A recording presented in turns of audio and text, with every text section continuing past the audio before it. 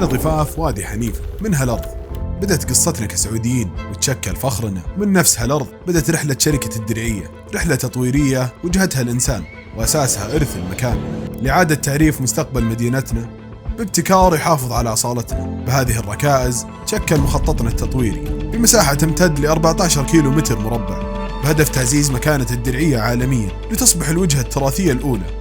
رحلة نشارك فيها فخر عمارتنا النجدية بطرازها الأصيل وحفاوتها المتجذر، ونصونها في كل مسكن، ونوفر للعالم مساحات ترفيهية وثقافية جديدة تلهم العالم وتحتضن الإنسان في واحات خضراء مستدامة. ملامح رحلتنا اتضحت بمنجزات وتوجت بجوائز وشهادات لفريق يعمل يبادر ويستمر في رحلة تحقيق حلم واحد بدأ يتشكل في الواقع، عنوانه الدرعية للعالم، للمستقبل، للاستدامة.